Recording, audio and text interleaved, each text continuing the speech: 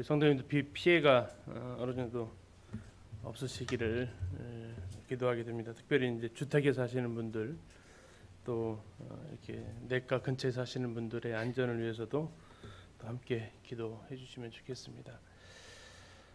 오늘은 사도행전 16장 16절부터 40절까지를 통해서 빌립보의 귀신 들린 소녀 그리고 간수 그들을 통해서 빌립보 교회가 세워지는 내용을 같이 이렇게 살펴보도록 하겠습니다. 지난 시간에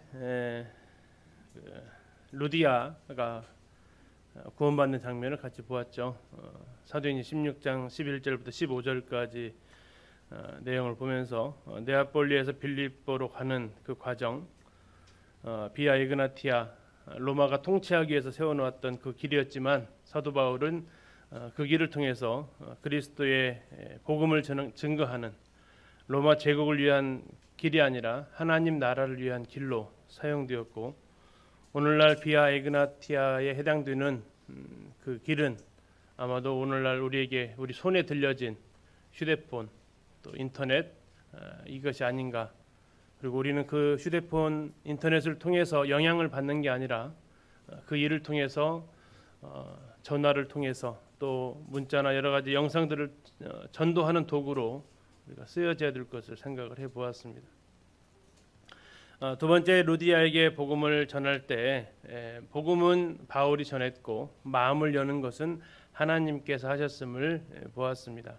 그래서 우리가 하나님이 하실 일이 있고 우리가 할 일이 있습니다. 하나님은 우리가 할 일까지 다 하지는 않으십니다. 우리를 통해서 역사하시는 하나님을 우리가 생각할 때 내가 할 일을 이걸까지도 하나님께 떠넘겨서는 안 된다라는 것들을 보고 또 그 일을 할 때 하나님의 그 역사를 경험할 수 있음을 보았습니다.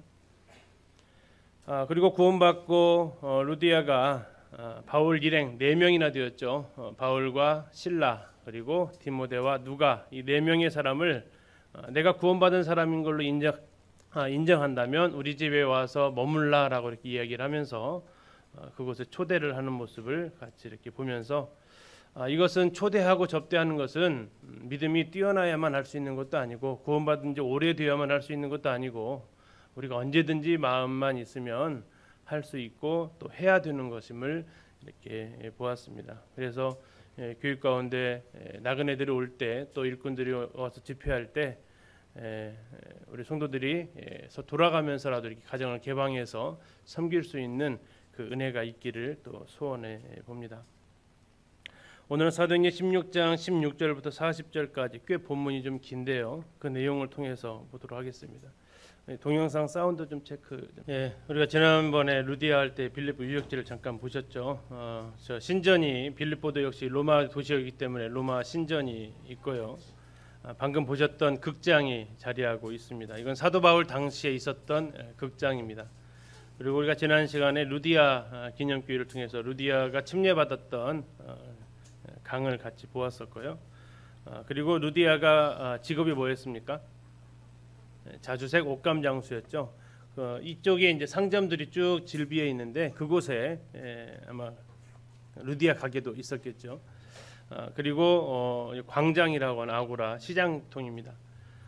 그리고 이제 오늘 사건에 나오게 되는 장소가 되는데 사도 바울이 매 맞았던 장소 베마입니다.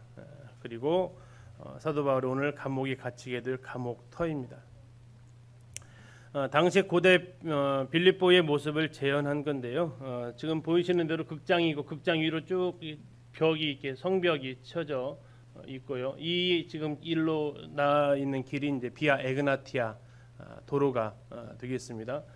그리고 여기가 지금 사도 바울이 신문을 받던 곳, 매 맞았던 곳이고 그 뒤에가 이쪽이 이제 사도 바울이 감옥에 갇혔던 장소입니다. 현재는 이렇게 폐허만 남아 있고요.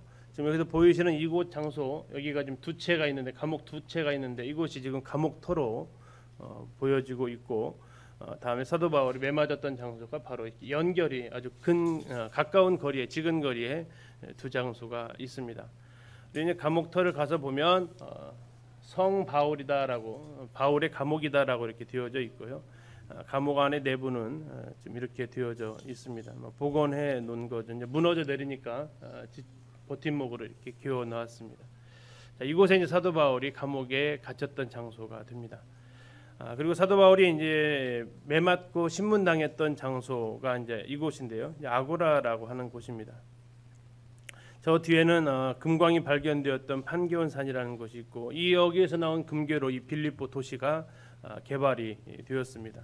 그리고 이제 여기에서 사도 바울을 때리라겠던 행정관들이 근무했던 곳이고, 그 앞으로 이제 비아 에그나티아가 지나고 있고, 그 앞에 광장이 펼쳐져 있습니다. 그리고 루디아가 일했을 상점이 있고요. 그 뒤에 500년도에 예배당이 이곳에 또 지어지게 됐습니다. 앞에서 보면 이렇습니다. 여기서 지금 사도 바울은 이제 때리라고 이렇게 명령을 하게 됐겠죠. 그리고 바울과 실라가 여기 아마 무릎 꿇고 앉아 있었을 겁니다. 그리고 겉옷을 벗기고 매를 맞았던 장소가 이렇게 남아져 있습니다. 그리고 이제 여기에 상점터가 발굴이 되었는데 아마 이곳 어디엔가 루디아의 옷감량 가게도 있었을 것으로 보여집니다. 자, 이 지역을 바탕으로 오늘 이야기가 전개가 됩니다. 사도행 16장 16절부터 40절까지인데요. 좀 빠른 목소리로 먼저 한번 읽도록 하겠습니다. 제가 읽도록 하겠습니다. 같이 눈으로 따라 읽어주시면 좋겠습니다.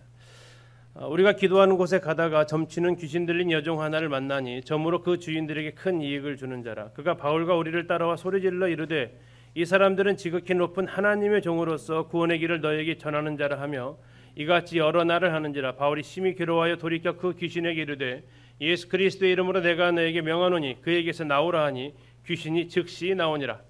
여종의 주인들은 자기의 수익의 소망이 끊어진 것을 보고 바울과 실라를 붙잡아 장터로 관리들에게 끌어갔다가 상관들 앞으로 데리고 가서 말하되 이 사람들이 유대인인데 우리 성을 심히 요란하게 하여 로마 사람인 우리가 받지도 못하고 행하지도 못할 풍속을 전한다 하거늘 우리가 일제히 일어나 고발하니 상관들이 옷을 찢어 벗기고 매로 치라 하여 많이 친 후에 옥에 가두고 간수에게 명하여 든든히 지키라 하니 그가 이러한 명령을 받아 그들을 깊은 옥에 가두고 그 발을 착고에 든든히 채웠더니 한밤중에 바울과 실라가 기도하고 하나님을 찬송하며 죄수들이 듣더라. 이에 갑자기 큰 지진이 나서 옥토가 움직이고 문이 곧 다 열리며 모든 사람의 매인 것이 다 벗어진지라. 간수가 자다가 깨어 옥문들이 열린 것을 보고 죄수들이 도망한 줄 생각하고 칼을 빼어 자결을 하거늘 바울이 크게 소리질러 이르되 내 몸을 상하지 말라 우리가 다 여기 있노라 하니 간수가 등불을 달라고 하며 뛰어들어가 무서워 떨며 바울과 실라 앞에 엎드리고 그들을 데리고 나가 이르되 선생들이여 내가 어떻게 하여야 구원을 받으리까 하거늘 이르되 주 예수를 믿으라 그리하면 너와 내 집이 구원을 받으리라 하고 주의 말씀을 그 사람과 그 집에 있는 모든 사람에게 전하더라. 그 밤 그 시각에 간수가 그들을 데려다가 그 맞은 자리를 씻어주고 자기와 그 온 가족이 다 세례를 받은 후 그들을 데리고 자기 집에 올라가서 음식을 차려주고 그와 온 집안이 하나님을 믿음으로 크게 기뻐하니라. 날이 새매 상관들이 부하를 보내어 이 사람들을 놓으라 하니 간수가 그 말대로 바울에게 말하되 상관들이 사람을 보내어 너희를 놓으라 하였으니 이제는 나가서 평안히 가라 하거늘 바울이 이르되 로마 사람인 우리를 죄도 정하지 아니하고 공중 앞에서 때리고 옥에 가두었다가 이제는 가만히 내보내고자 하느냐 아니라 그들이 친히 와서 우리를 데리고 나가야 하리라 한데 부하들이 이 말을 상관들에게 보고하니 그들이 로마 사람이라 하는 말을 듣고 두려워하여 와서 권하여 데리고 나가 그 성에서 떠나기를 청하니 두 사람이 옥에서 나와 루디아의 집에 들어가서 형제들을 만나보고 위로하고 가니라. 40절까지 이렇게 보셨습니다. 16절에 이 큰 사건이 두 가지가 나오죠. 하나는 귀신 들린 여종이 귀신이 내어 쫓기는 사건이 일어나고 그 사건을 통해서 사도 바울이 신라와 함께 매 맞고 옥에 갇히고 옥에 갇혀서 한밤중에 깨어서 기도하고 찬양할 때에 하나님께서 간수를 붙여주셔서 그 간수가 구원받고 그 간수가 구원받은 이후에 그 가족들에게 복음을 전하고 그 가족들도 또한 동일하게 구원을 받고 그날 밤에 세례를 받고 사도 바울이 매에 맞았던 자리를 다시 씻겨줘서 다시 감옥으로 가게 됩니다. 그리고 이제 더 이상 이 빌립보를 소란스럽게 하지 말라고 하면서 바울과 실라를 그 매 맞은 채로 추방시키려고 하니까 바울이 나는 그렇게는 못 나간다. 나는 로마 사람인데 너희들이 로마 사람이 나를 그렇게 대우할 수 없다 하면서 정신적으로 와가지고 공식적으로 나한테 요청해서 사과하고 여기에 대해서 나를 보내야만 내가 나가겠다 하니까 이 바울과 실라를 때렸던 사람들이 이게 로마 사람이었냐? 우리한테 유대인이라고 하지 않았느냐? 하면서 로마 사람인 것을 확인하고 사과하고 정중하게 바울 일행을 이제 빌립보에서 떠나가게 해달라고 부탁을 합니다. 바울은 그 사과를 받아들이고 바로 가지 않고 루디아의 집에 들렀다가 빌립보 성도들을 위로하고 이제 우리 17장으로 넘어가는 데살로니가로 이동하게 됩니다. 오늘 이 본문이 방금 말씀드린 내용에 해당이 되겠습니다. 그 내용 중에서 우리가 좀 주목할 부분들을 좀 찾아서 같이 이렇게 살펴보도록 하겠습니다. 자, 16절부터 보면 우리가 기도하는 곳에 갔다라고 얘기합니다. 기도하는 곳에 간 이유는 회당이 없었기 때문이라고 그랬죠. 기도하는 곳이 어디였습니까? 문밖 강가로 나갔습니다. 문밖 강가에 기도하러 가는데 기도하러 가려면 아까 아고라에 루디아의 집이 있었을 겁니다. 그래서 그 길을 따라서 지나가야 되었고요. 그래서 문 밖으로 성문 바깥으로 나가야 되는 상황이었죠. 그때 따라붙었던 한 소녀가 있었습니다. 근데 이 소녀의 상태가 어떻다고 나와 있습니까? 귀신 들렸다고 합니다. 귀신 들렸습니다. 근데 귀신이 들리면 다 똑같은 증세가 나타나는 게 아니고요. 귀신마다 하는 역할이 다릅니다. 근데 특별히 이 귀신은 어떤 귀신이냐면 점치는 귀신입니다. 별명이 앞에 붙어 있잖아요. 점치는 귀신이라고.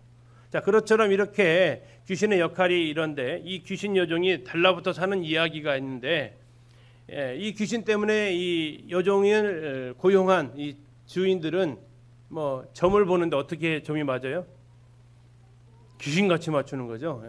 신통하게 막 잘 맞추는 겁니다. 귀신 들렸으니까 귀신같이 맞춰야죠. 그러다 보니까 많은 사람들이 와가지고 여기에 대해 이제 앞으로 어떻게 될 것인지 묻고 하는 거죠. 이때 당시만 해도 흔히 말하는 신탁이라는 게 있었습니다. 어떤 것을 모를 때 그 신에게 묻는 것이 있었던 겁니다. 그래서 이 여종은 아주 그 일에 대해서 아주 전문가적으로 했고 그 주인들은 큰 재산적인 이익을 봤었습니다. 그런데 갑자기 이 여종이 점치는 이 여종이 바울과 실라가 지나가는데 따라옵니다. 17절 보니까 바울과 우리를 따라왔대요. 그러면서 소리를 지르는 겁니다. 바울이 이 여종한테 찾아간 게 아니고 그 여종이 바울과 실라가 지나가니까 따라온 겁니다. 따라와서 뭐라고 합니까? 이 사람들은 지극히 높은 하나님의 종으로서 구원의 길을 너희에게 전하는 자라 합니다. 자, 이 말이 맞습니까? 틀립니까? 귀신같이 맞췄죠. 그렇죠? 귀신같이 맞췄습니다. 이 사람들은 아마 이제 바울 일행이 4명이니까 그랬겠죠. 이 사람들은 지극히 높으신 하나님의 종이다라고 얘기합니다. 그리고 무슨 일을 하냐면 구원의 길을 너에게 전한다라고 합니다. 자, 이것을 한 번 하고 끝내는 게 아니었습니다. 18절 보니까 어떻게 했다고요? 여러 날을 합니다. 갈 때마다 하는 거예요. 갈 때마다. 자, 갈 때마다 바울이 지나가면 지극히 높은 하나님의 종으로 구원의 길을 전하는 분들입니다라고 선포합니다. 여러분 그 얘기 들으면 어떠시겠어요? 사도 바울은 그 이야기를 듣니까 어떻다고 나옵니까? 18절을 보니까 괴로웠다고 합니다. 근데 괴롭긴 괴로운데 어느 정도 괴로웠다고요? 심히 괴로워했다고 나옵니다. 심히 괴롭다고 얘기합니다. 바울이 왜 괴로웠을까요? 혹시 성도님들이 이렇게 우리 전주도 그런 골목 있죠? 이 대나무에다가 이렇게 막 깃발 떠는 완산동 쪽에 그지 많잖아요. 완산동을 지나가는데 완산동에 거기서 용한 점쟁이가 나가지고 와 그리스도인이다. 저 사람은 하나님의 아들이야. 저 사람 하나님의 딸이야. 저 사람에게 들으면 복음을 들을 수 있어 하고 이렇게 나와서 외쳤다가 한번 생각해 보십시오. 괴로우시겠습니까? 뿌듯하시겠습니까? 어떠실 것 같으세요? 안 당해봐서 모르시죠? 어떠실 것 같으세요? 근데 사도 바울은 이 말이 자체가 굉장히 괴로웠대. 왜 괴로웠을까요? 한편으로 생각해보면 좀 좋았지 않았을까요? 귀신같이 알아본다니까 하면서. 근데 굉장히 싫어했대요. 왜 싫어했을까요? 여러분 혹시 우리 가운데서 교회에서 이게 귀신의 괴롭힘 당하시는 분 계시잖아요. 근데 성도님들 만날 때마다 나는 형제님을 볼 때마다 너무 두려워요. 저 가까이 오지 마세요. 난 자매님 볼 때마다 막 이 성령의 영역이 느껴져요. 저한테 오지 마세요. 그러시면 어떠실 것 같으세요? 심히 괴로우실 것 같으세요? 내가 그래도 영적으로 좀 충만한 것 같구나. 이렇게 할 것 같으세요? 사도 바울은 굉장히 괴로웠다고 합니다. 왜 괴로웠을까요? 나를 알아보면 괴로운 거예요? 그건 나한테 비방하는 것도 아니잖아요. 지극히 높은 하나님의 종이고 복음을 전하는 자로 얘기해 주니까 얼마나 뿌듯하겠습니까?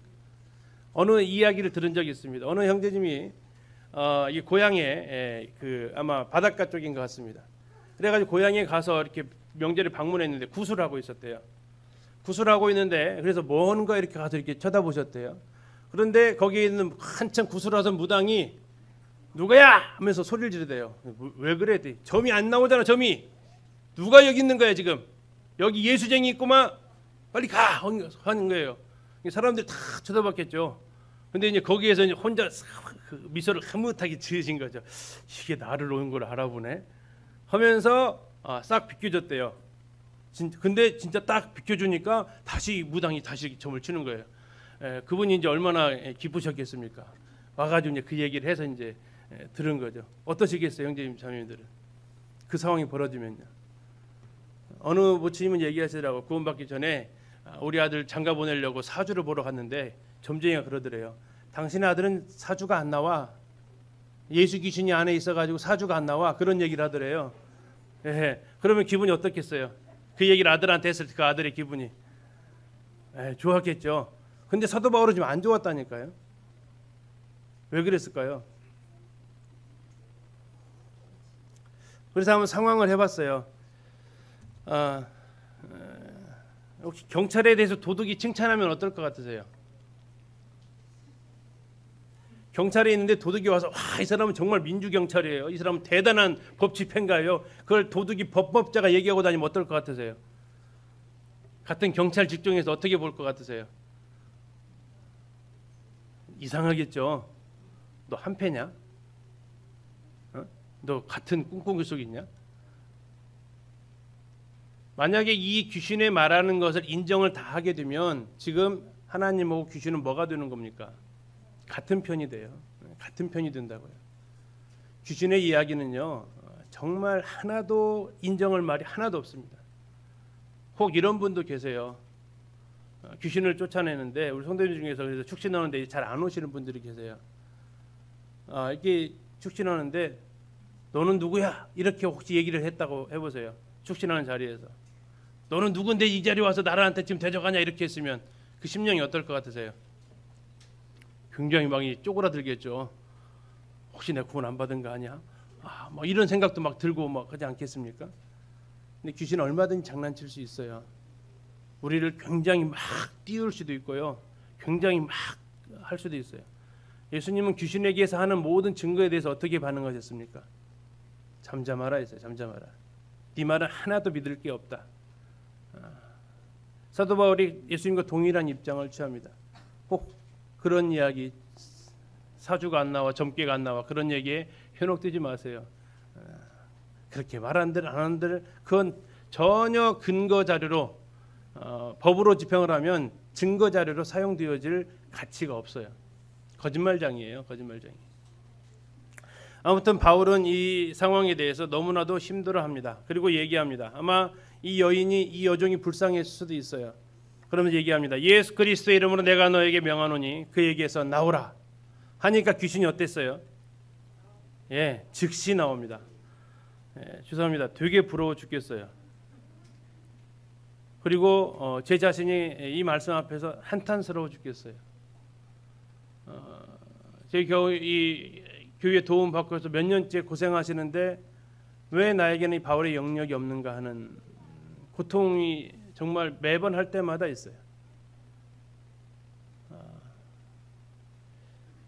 아무튼 바울이 예수 그리스도의 이름으로 내가 너에게 명하노니 그에게서 나오라 했을 때 귀신은 2박 3일 가지도 않고요. 즉시 나왔습니다. 즉시 나왔습니다.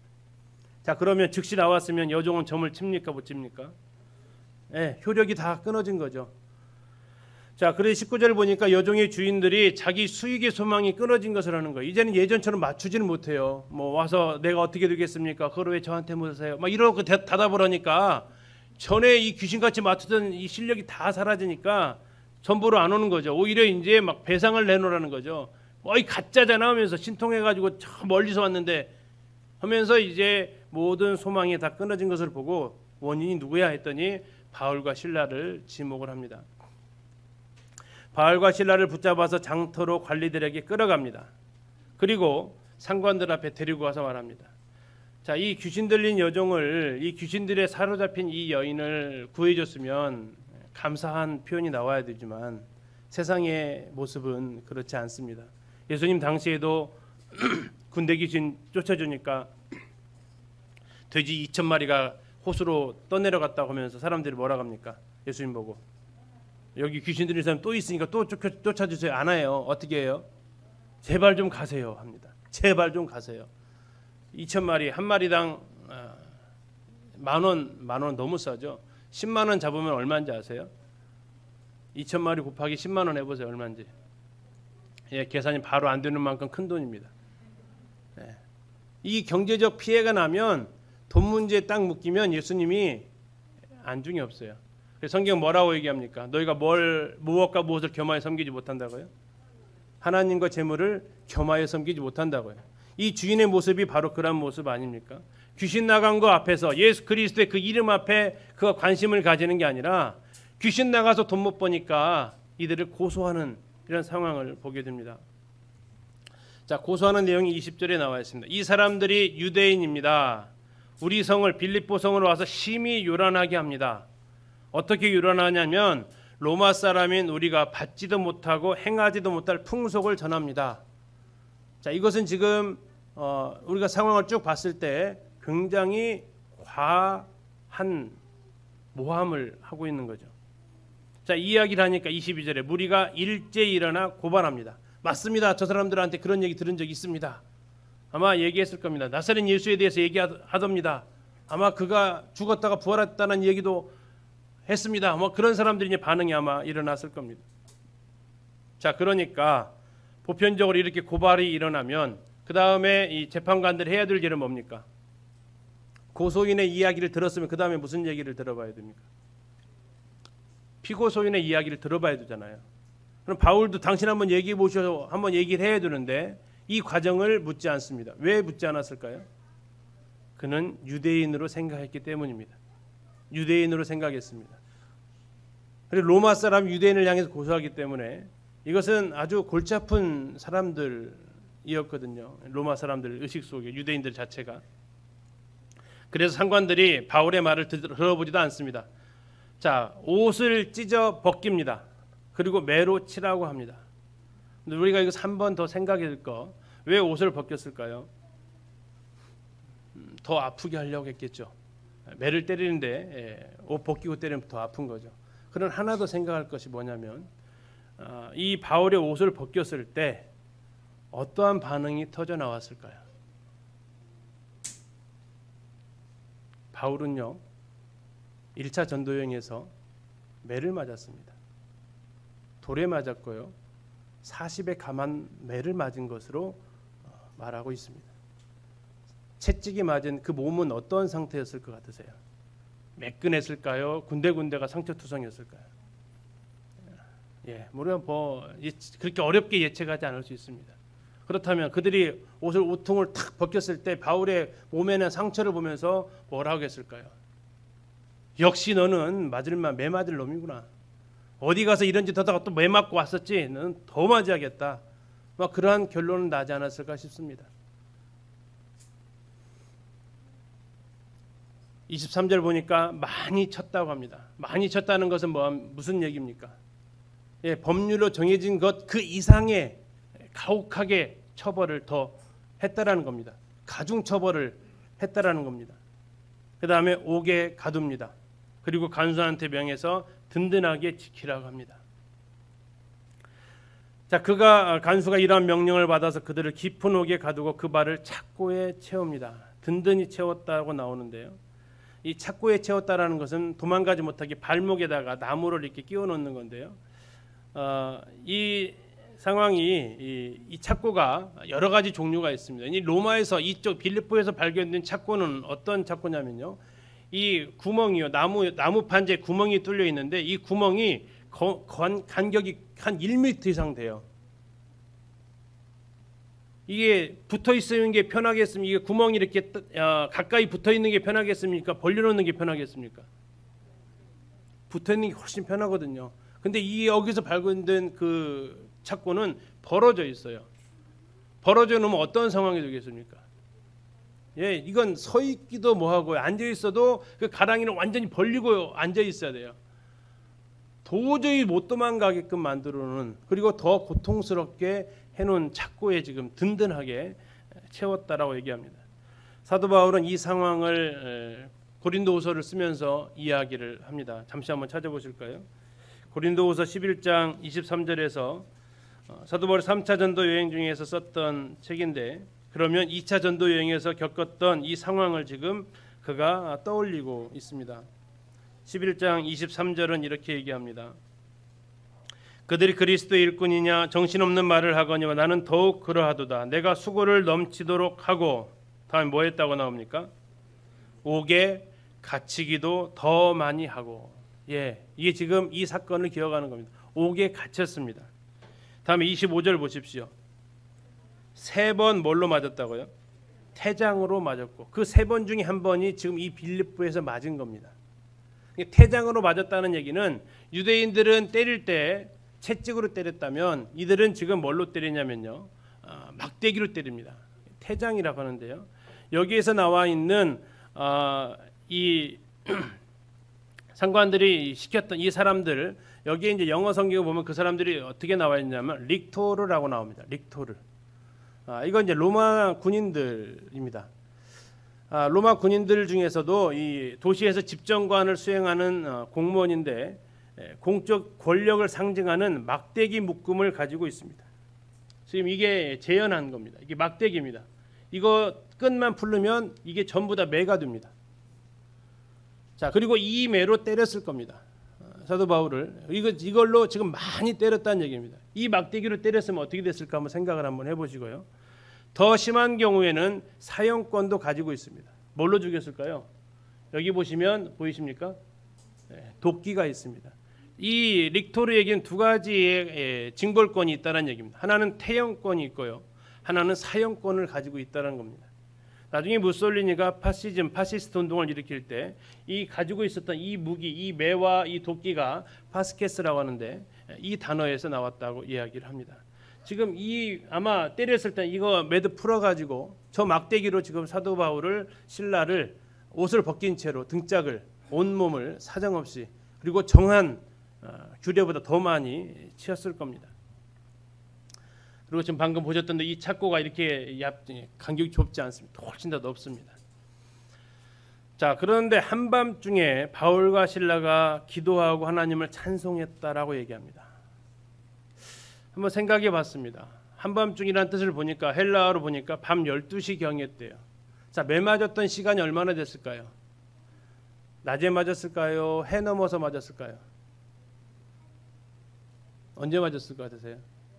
예, 낮에 맞았겠죠. 당연히 낮에 맞았을 겁니다. 그런데 낮에 맞고서 그 저녁 시간을 다 보냅니다.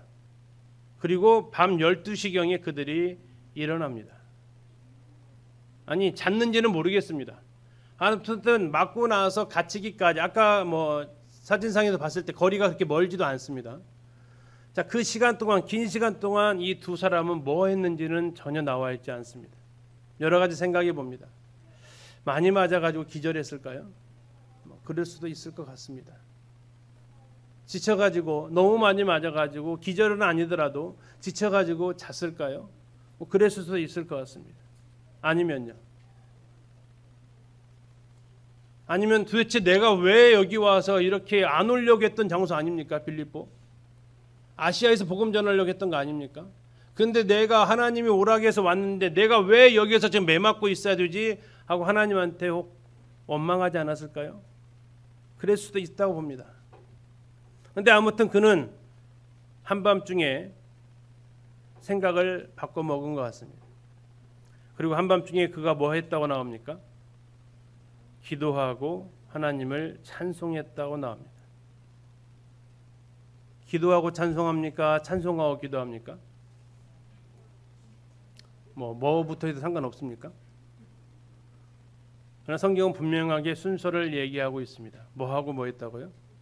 기도하고 찬송했습니다. 도저히 이해할 수 없는 상황 아닙니까? 내가 오고 싶어서 왔던 거라면 이해라도 하겠지만 정말 안 오겠다고 했던 길인데 하나님이 가라고 해서 온 길 아닙니까? 하나님이 가라고 해놓고 나를 이렇게 또 내가 지금 나쁜 짓 했습니까? 귀신 쫓아내져가지고 그런 거 아닙니까? 내가 왜 지금 매맞을 일을 했습니까? 하나님이 매맞는 거에 대해서 일절 간섭을 안 하십니까? 아마 바울과 실라의 심령이 많이 복잡하지 않았을까 싶습니다. 사도 바울은 이때의 이 상황을 나중에 데살로니가 전서에서 이렇게 표현합니다. 우리 다시 가셔 데살로니가서 2장으로 가셔서 사도 바울의 이때의 심경을 한번 들어보도록 하겠습니다. 인터뷰를 해보는 겁니다. 어떠한 마음이셨어요? 그때 사도 바울은 데살로니가 2장 2절에서 이렇게 대답을 합니다. 2장 2절 같이 한번 읽어보실까요? 시작. 너희가 아는 바와 같이 우리가 먼저 빌립보에서 고난과 능욕을 당하였으나 우리 하나님을 힘입어 많은 싸움 중에 하나님의 복음을 너희에게 전하였노라. 자, 그가 빌립보에서 뭘 당했다고 합니까? 고난과 능욕을 당했다고 합니다. 지금 방금 상황입니다. 옷 벗기고요, 매 맞고요, 감옥에 갇히고요, 착고에 채워졌습니다. 그리고 깊은 옥에 던져졌습니다. 5가지 오중고입니다. 근데 그들이 밤중에 한밤중에 느닷없이 한밤중 밤 12시 정도 돼가지고 기도하기 시작합니다. 그리고 기도했더니 하나님을 찬송하게 됩니다. 무슨 기도했을까요? 무슨 기도했을 것 같아서 이 상황에서 무슨 기도했을까요? 매맞고 감옥에 갇혀있는 이 상황에서 무슨 기도했을까요? 근데 무슨 기도했는지는 모릅니다. 그러나 한 가지는 분명히 압니다. 무슨 기도를 했냐면 무슨 기도는 안 했을까요? 옥에서 나가게 해주세요 라는 기도는 안 했어요. 왜 할 수 있어요? 옥문이 열렸는데 안 나가요. 뒤에 보면 옥문이 열렸는데 안 나가요. 그러니까 여기서 나가게 해주세요라는 기도는 안 한 거예요. 무슨 기도했을까요?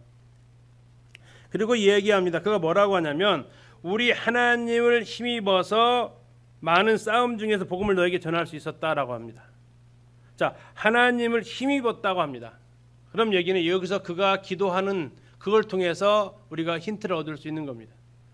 무슨 기도를 했기에 그가 힘을 얻었을까 하는 겁니다. 그리고 그가 많은 싸움을 싸웠다고 합니다. 이거 싸움이라는 단어는 많은 싸움이라는 단어는 육체적인 싸움도 있지만 정신적인 그 싸움까지 포함되어 있는 단어입니다. 그곳에서 그는 육체적으로 굉장히 힘들었겠지만 정신적으로 굉장히 힘들었다라는 것을 보여주고 있는 겁니다. 근데 문제는 뭐냐면 기도하면서 하나님의 능력을 힘입었다고 얘기합니다. 기도하면서 무언가를 그는 알았습니다. 뭘 알았을까요? 우리 금요일날 찬송은 언제 나온다고 그랬습니까? 안 좋을 때요, 좋을 때요? 네, 좋을 때 나옵니다. 근데 지금 사도 바울의 상황은 뭐가 좋아요? 한 가지도 좋은 게 없잖아요. 그런데 그가 찬송했다는 얘기입니다. 왜요? 기도하니까. 기도하니까 그가 찬송했다는. 근데 기도를 통해서 뭘 알았냐면 하나님의 마음을 알았을 겁니다. 하나님의 마음. 우리는 한나 이야기를 아시죠? 한나가 아들이 없었습니다.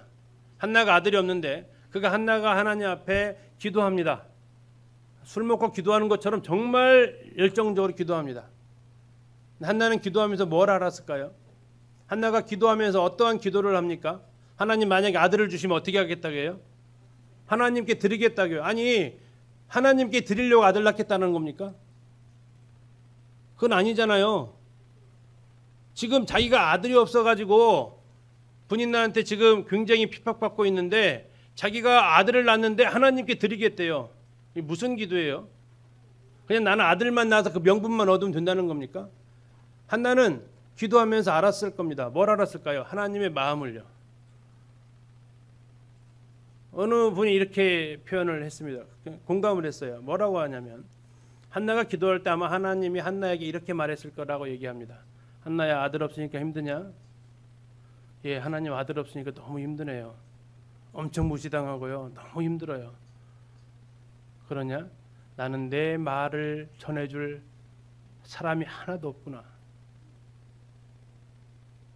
그때 한나가 아마도 하나님, 그러면 하나님이 저에게 아들 주시면 제 아들 하나님께 드릴게요. 그리고 그 아들 통해서 하나님의 말씀을 전하시면 어떨까요? 제가 아들이 없어 보니까 하나님의 마음을 전할 수 있는 한 사람 없다라는 것이 어떠한 마음인지 알겠어요. 사도 바울은 옥에 갇혀 있습니다. 매를 맞고 착고에 차였습니다. 그 이유는 귀신 들린 여종 때문에 그랬습니다.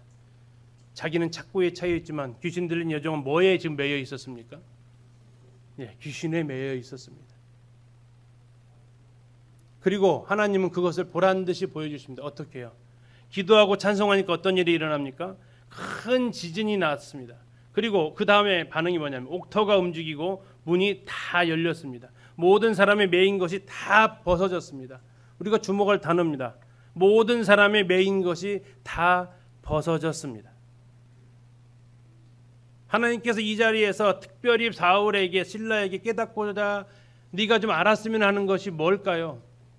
그걸 그리고 하나님은 정말 잊을 수 없는 장면으로 보여주십니다. 어떻게 해요? 모든 게 열리고 모든 게 다 벗어지는 장면을 보여줍니다. 네가 지금 이 가운데에서 벗어나고 이 가운데에서 이 상황에서 열리기를 바란다면 내가 원하는 게 있다. 내가 원하는 게 있고 내가 원하는 것이 있어서 널 이곳으로 불렀다. 지금 이곳에 있는 이 마게도냐와 이 그리스 땅에 있는 사람들의 상태가 어떻다는 얘기입니까? 이들을 그 억압에서 풀어줄 사람이 필요하다. 이들을 그 메인 것에서 놓아주어야 될 그 사람이 필요하다. 그래서 너를 이곳으로 불렀다. 그리고 네가 직접 이것을 몸으로 체험하니까, 네가 이것을 직접 네 몸으로 경험하고 나니까 내 마음이 어떤지 너는 알지 않겠느냐. 그래서 그는 문이 열리고 자기의 메인 착고가 다 벗어졌지만 도망가지 않습니다. 옥문을 나가지 않습니다. 왜 안 나갔을까요? 보이지 않는 것에 매여 있는 사람들이 있다라는 겁니다. 보이지 않는 것에 갇혀 있는 사람들이 있다라는 겁니다. 보이는 것은 자유로운 몸처럼 보이지만 죄에 매여 있고 귀신에게 얽매인 많은 사람들이 있다라는 것입니다.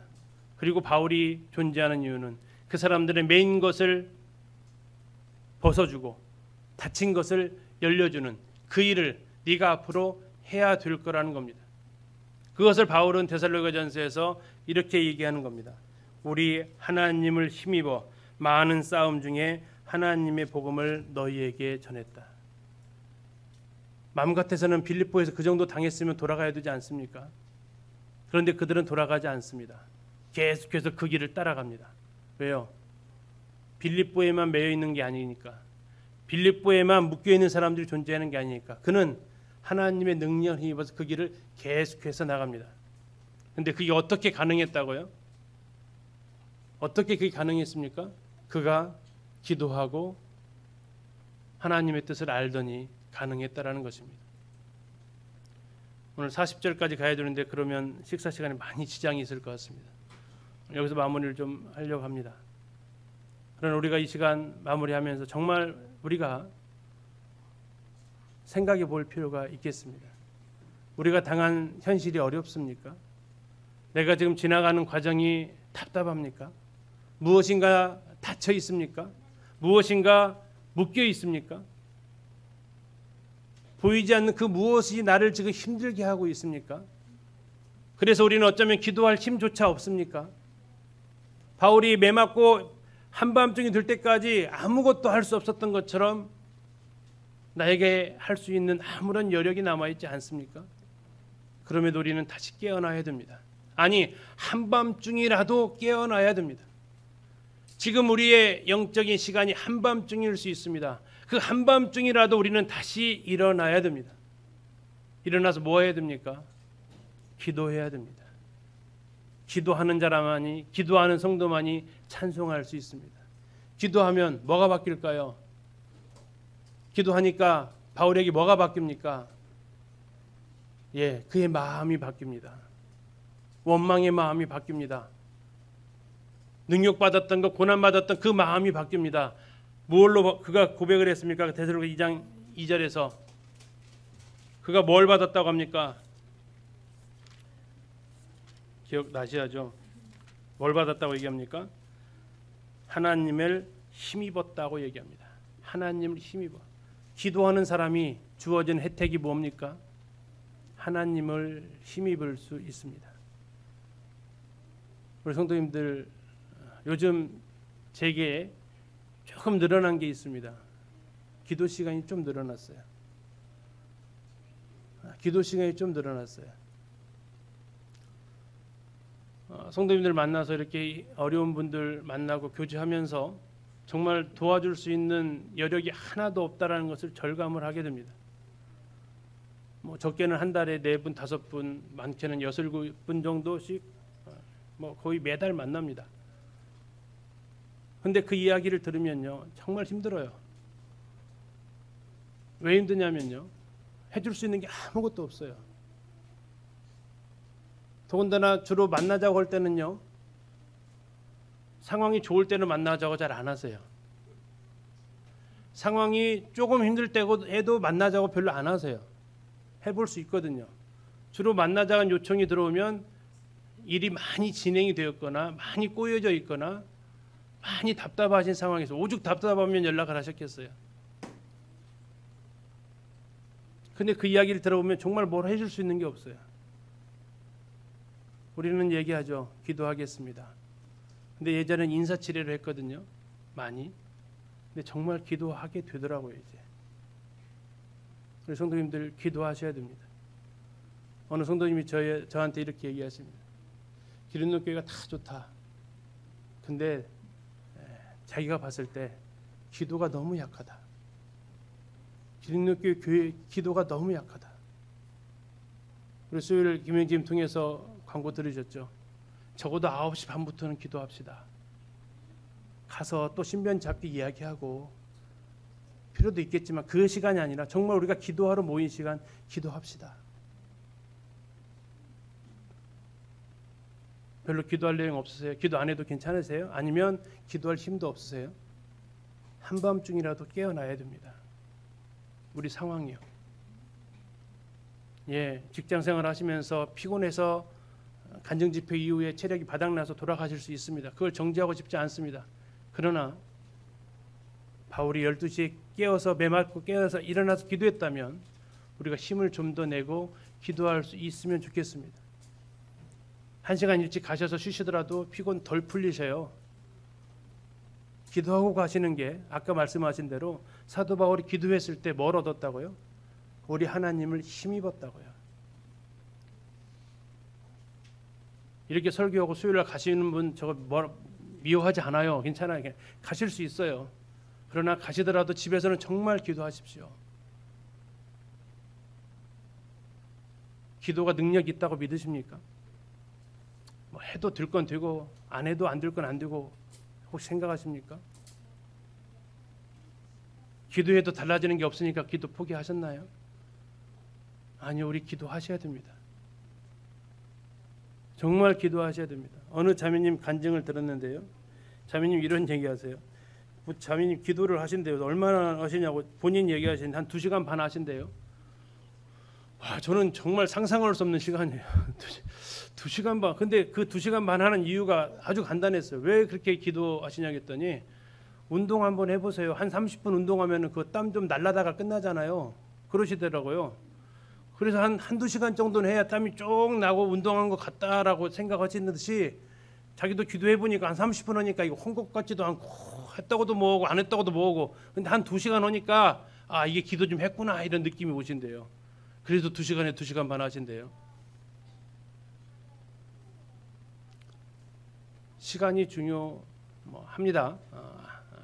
중요하지 않다고는 말을 못 드렸습니다. 합니다. 그러나 더 중요한 것은 우리 심령 정말 하나님을 의지함으로 기도하셔야 됩니다. 우리 찬송 같이 한 장 드리시면 좋겠습니다. 282장입니다. 생명수강가에서 282장입니다. 우리가 다시 기도가 회복이 되어져서 닫혔던 것이 열리고 매인 것이 벗어지는, 그리고 우리의 심령은 하나님으로 힘입을 수 있는, 그리고 정말 우리가 성경 공부의 가장 큰 단점은 사람을 이성적으로 만든다는 겁니다. 그러나 이성 중요하지만 영성이 깨어나는 것은 기도입니다. 정말 기도 잊어버렸는지 우리가 다시 회복되어지기를 소원합니다. 생명상태 282장 찬양 드리겠습니다.